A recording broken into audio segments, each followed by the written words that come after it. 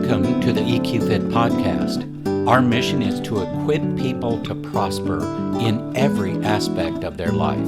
Whether you're at home or in the workplace, we explore practical ways of improving success, satisfaction, finding balance, and building enjoyable and beneficial relationships. Thank you for joining us. In last week's episode, we focused on mastering conflict, and there was such a response to that episode that I wanted to do a part 2. So I'm calling this Mastering Conflict Deeper Insights. As always, I want to focus on ways to give you very specific action steps that you can take to resolve issues, to find solutions, to grow, to learn more, to upskill, to become better leaders, better professionals. And in that, this whole area of conflict is one that I think is not really focused on enough. We take it as organic to what we do and what our daily lives look like, but we don't necessarily take it to that next level of how do we deal with this conflict? And when I say deal with it, I'm not talking avoiding it. I'm talking about how do we resolve conflict in a way that makes sense, in a way that gives us a sense of accomplishment and actually builds more trust with other people, builds more constructive channels of feedback with other people, and enhances team performance, enhances leadership impact. Well, that's what I want this to be today, is our next look at mastering conflict at a deeper level. And I'm going to provide a couple of ideas in here for you to think about and tools that you can go look at that will help you to measure these things. Because if we don't understand where we're coming from, it's very difficult to set a path forward. If you don't have a map and a compass, it's kind of hard to find your way in the woods if you're not familiar with that area, with those woods, so to speak. So let's dive in here as we're talking about this deeper level. The first thing I want to talk about, I want to challenge some of the common assumptions about conflict. I'm going to say several statements related to conflict. Now, some reflect the reality of conflict more accurately than others do. But I want to walk through these because what I find when you talk about a topic like conflict, there are so many different understandings of what that word is. So let's start with number 1 here. Conflict is always dysfunctional. What's the reality check here? Conflict can be dysfunctional if it's poorly managed, but well-managed conflict can foster innovation, deeper understanding, and relationship building. Okay, statement number 2. Conflict represents a communication breakdown. What's the reality check? This is often true. Conflict usually emerges when someone either A, avoids expressing a problem, or B, lacks the skills to express it effectively. Open and clear communication reduces misunderstandings before they can escalate. Conflict does not have to be confrontation, but inevitably, the more you put it off and avoid it, the more that you're going to get the escalation, which is not what any of us want. Number 3, if avoided, conflict will eventually go away. You know I'm laughing about this and you know why, right? What's the reality check here? It's untrue. In most cases, avoidance typically leads to unresolved tensions that may erupt later in more damaging ways. And we don't want that, do we? Number 4, all conflict can be resolved. The reality check here, Not necessarily. Some disagreements involve deep-seated personal or organizational barriers that are going to resist resolution. I think that makes sense, right? That said, many conflicts can be managed or mitigated even if a full resolution isn't possible. Number 5, conflict will occur. What's the reality check? Inevitable and normal. Yes, conflict is going to occur. But again, conflict is more about a misunderstanding or a difference in perceptions or a different way to approach things or different solutions to different kinds of problems. It doesn't necessarily mean it's abnormal. As a matter of fact, it's not abnormal. It's normal. Given our different backgrounds, personalities, and perspectives, conflict is simply part of everyday life and work. Number 6, all conflict can be managed. What's the reality check? That's mostly true, but there may be exceptions at times. For example, in certain workplaces, policies or orders must be followed, leaving very little room for negotiation. However, most conflicts benefit from thoughtful, constructive management. Number 7, conflict can help build relationships. What's the reality check? That's true. When a rift is acknowledged and mended, and that's part of conflict resolution, people often come out stronger and more trusting of each other. Statement number 8, conflict can be a motivator for change. What's the reality check? That is very true. When two or more perspectives differ, each can bring something valuable to the table. This clash of viewpoints often sparks creative breakthroughs and improvements that might never surface otherwise. And that's a key phrase to think about. You want these things to come to the surface. Statement number 9, all conflicts have a winner and a loser. What's the reality check? Not necessarily.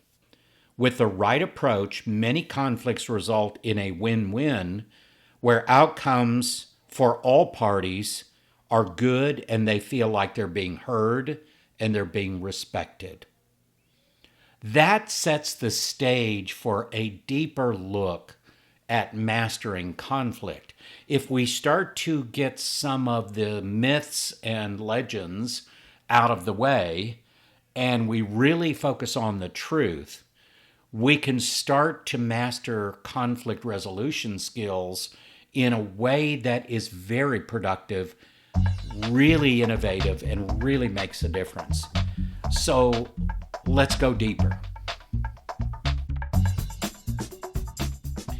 A couple of years ago, I ran across an assessment called Response to Conflict. And I thought, how cool that you can actually measure what your style of conflict resolution is. And not just one style, but many different styles and in priority order, depending on your styles, how you approach resolving conflict. Now, full disclosure, the gentleman who created this is Dr. Chuck Coker, who has become a very good friend and business partner. He and I are creating some online courses together. Very excited about the new one we're releasing soon called The Art of Emotionally Intelligent Leadership. And so I want you to know that because I'm not trying to hide anything here, but it doesn't discount the value of this response to conflict assessment. Because when I took it and I got my results and I looked at it and I thought, oh my gosh, that is me to a T. I couldn't believe how accurate that assessment was. And hey, I've been certified in dozens and dozens of assessments over the years. I'm very, very picky about the assessments that I use. And a couple of his proprietary assessments I use consistently: his response to conflict assessment and his coachability assessment. And coachability is important because a growth mindset is what's needed to really be successful in life and in work. So let me focus on this response to conflict assessment. And here's why: because I'm going to read you the different styles. Here's what I want you to do. Where do you see yourself? And then if you want to go check out that assessment on his website, it's really easy to find it. It's lifethrive.com. Just go to lifethrive.com, check out his different assessments. I think you will be very pleased at what you see there. Again, this is not promotion of his things because I'm a partner. I'm promoting it because I really believe in it, and I know how important it is to develop these skills, but you can't do the development if you don't have the good data to understand where you are right now. Well, let me dive into these different styles. According to the response to conflict assessment, people tend to approach conflict with one or of several different predominant styles. Understanding these styles can help us navigate disagreements effectively. So the first one, and this is in no order, your assessment may look different than my assessment. I'm just taking these off the order that they were in my assessment. That probably will tell you something about me. The first style is called assertive competitor. Okay, well, what's an assertive competitor? Seeks to take charge, often thrives on debate, aims for a decisive outcome. How does that play out in resolving conflict? Can be effective when quick decisions are needed. However, if overused, it may leave others feeling bulldozed or unheard. That was a little eye-opening when that one was my top style that I use in conflict resolution. But I felt a little bit reconciled, let's say, when I got to my second most prevalent used style, which is collaborative partner. What is that? It prioritizes teamwork, open dialogue, and finding mutual gains. So you're not just using one style and that's all you're using. You have elements of these different styles at different measures. And if you really want to understand that for yourself, go check out the assessment. And if you're really interested, take the assessment. It's well worth a small amount of money he charges, which personally I don't think is enough for this kind of value. But let's just go ahead and talk about this collaborative partner. How does it play out? Strives for a win-win solution and invests time to understand everybody's viewpoints. While it can produce strong outcomes, it requires a willingness from all parties to participate fully. So I think you're starting to see that these styles have their strengths and their weaknesses, their strengths and their gap areas. And that's why a blend of styles may be needed to have really effective conflict resolution skills. What's the third style? Compromising negotiator. Balances assertiveness with cooperation, looks for a middle ground that partially satisfies everyone's needs. How does that play out? Effective when time is limited or the stakes are not excessively high. However, it can lead to suboptimal solutions when more innovative or holistic approaches are possible. Again, strengths and weaknesses, right? What's the next one? Avoiding appeaser. Now, I don't know about you, but that one doesn't sound all that productive to me.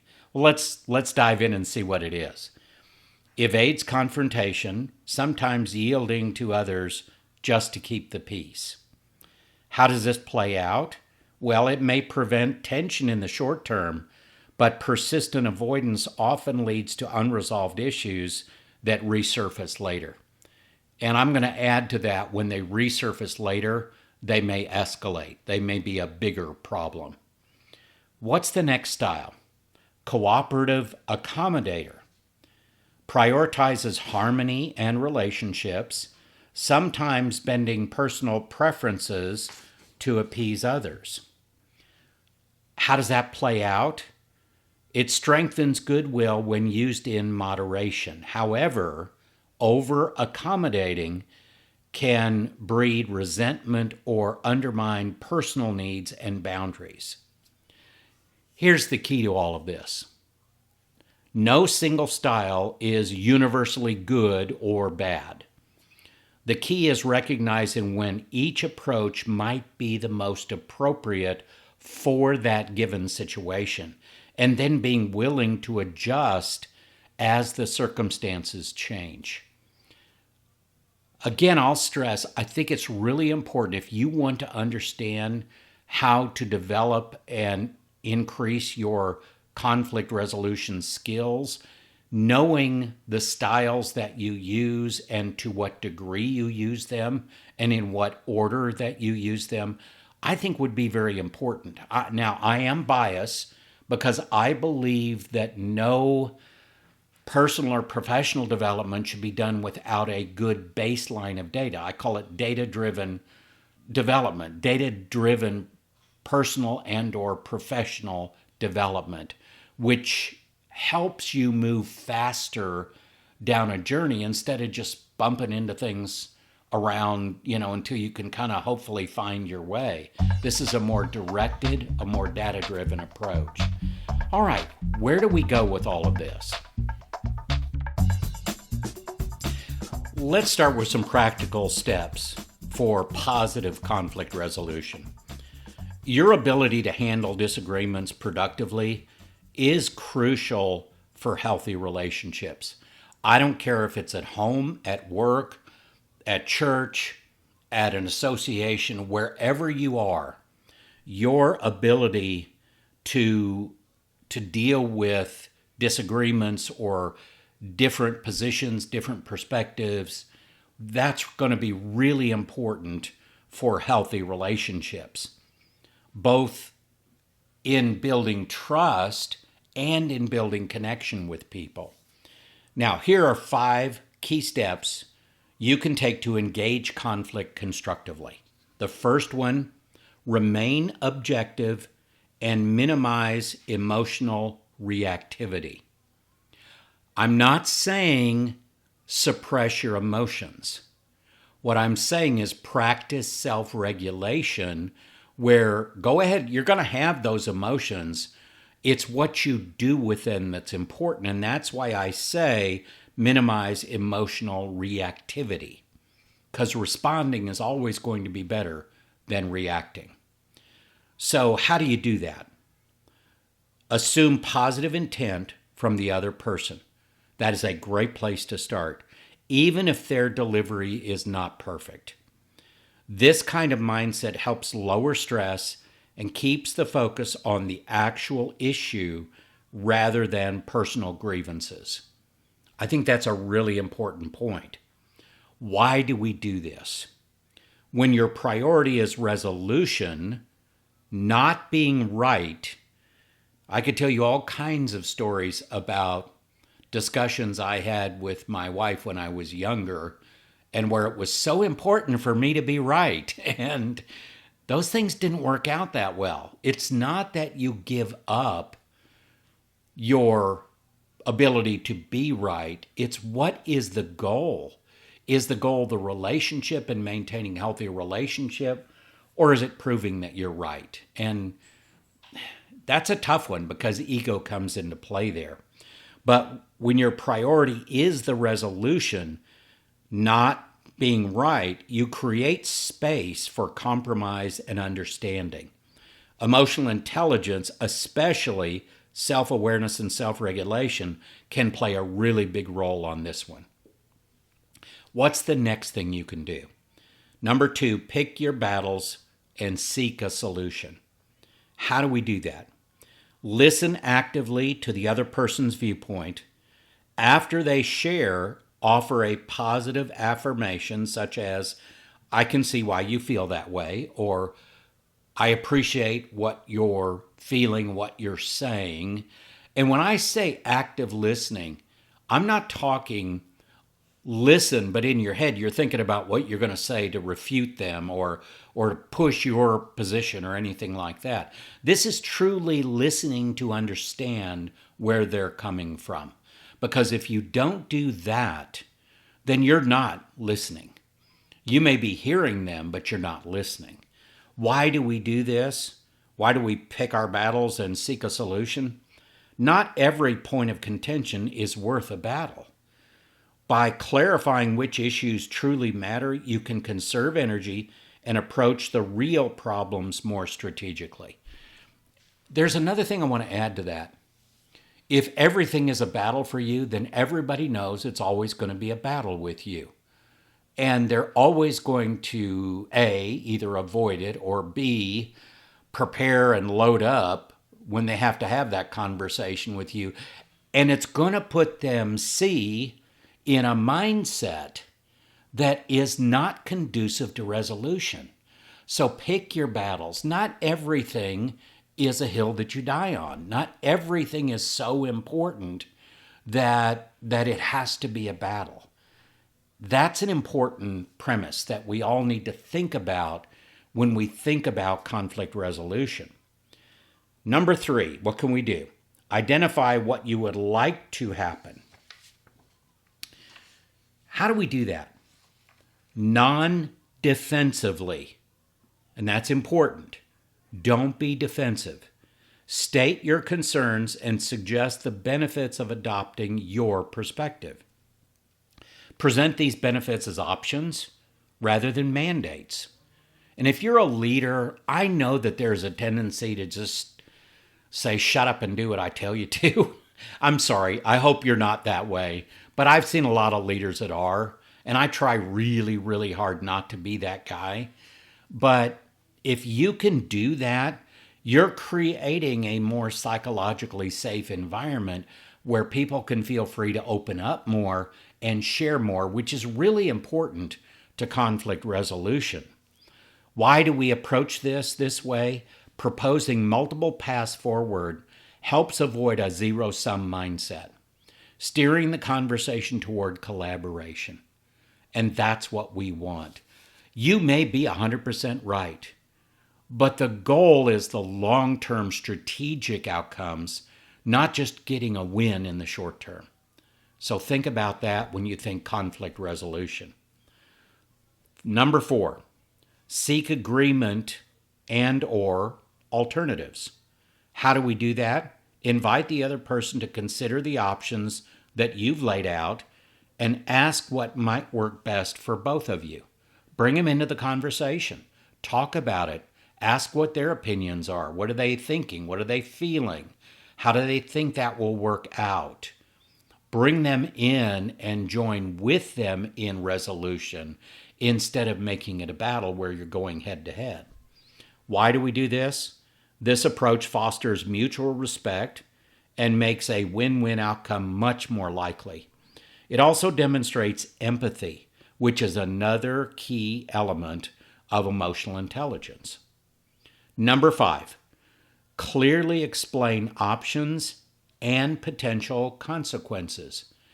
I know for a fact that in the absence of consequences, there is no accountability. And I've got an entire online course that I'll have up soon that talks about cultivating accountability, and consequences are a big part of that. Well, when it comes to conflict resolution, we need to help people understand what the options are and what the potential consequences are. And you know what we call that as an emotional intelligence skill?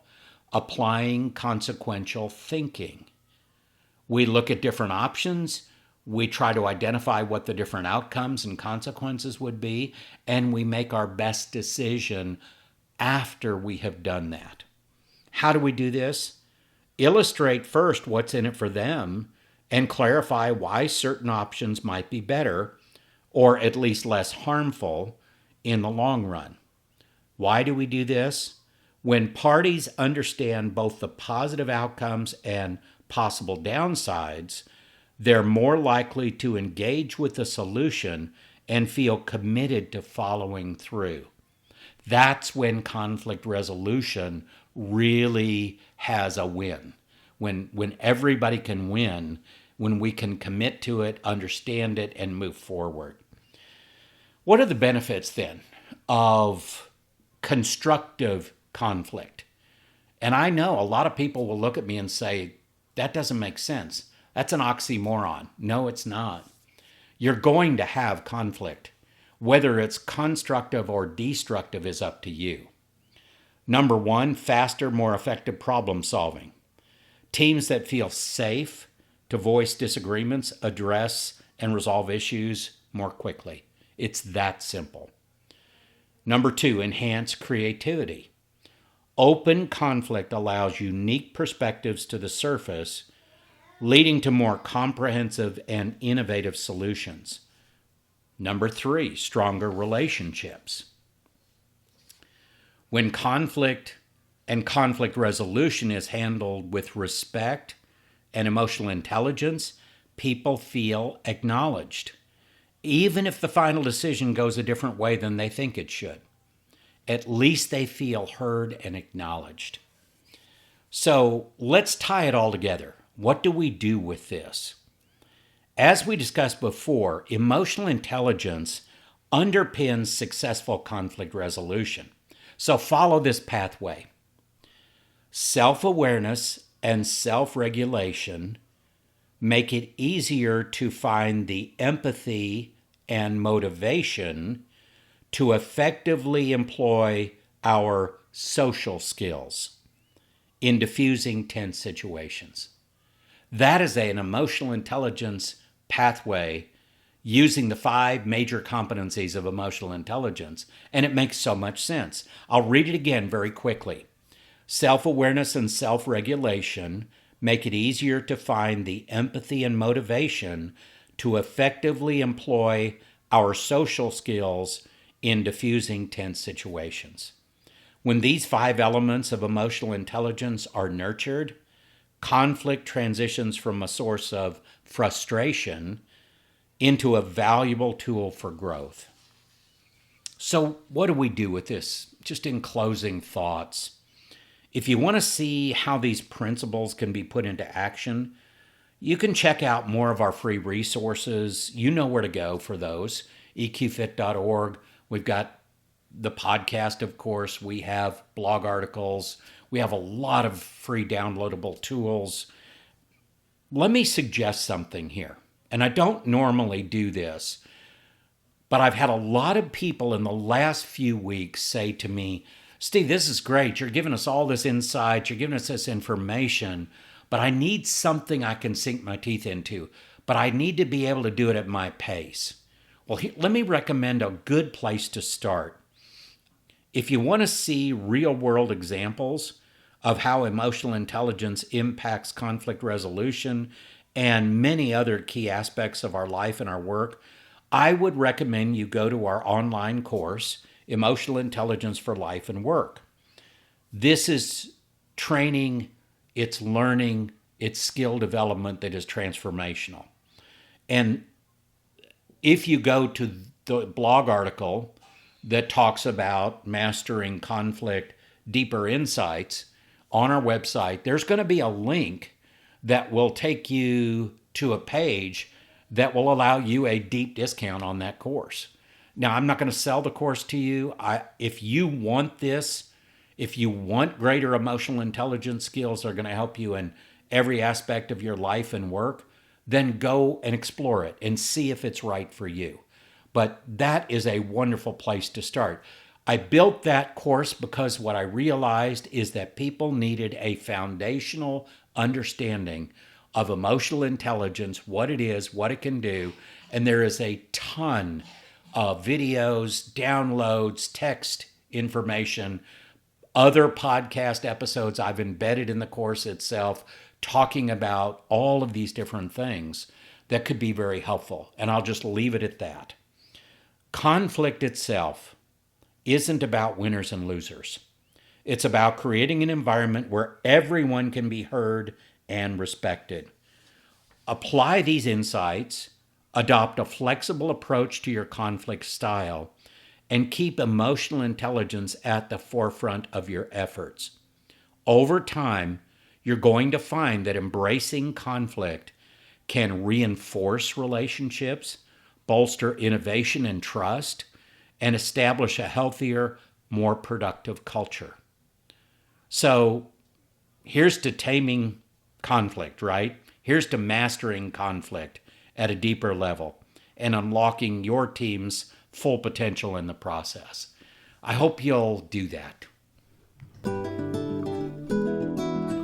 Thank you for joining us for this episode. If you have any questions about this week's episode, or maybe a suggestion for future episodes you'd like us to explore, please contact us through our website at eqfit.org.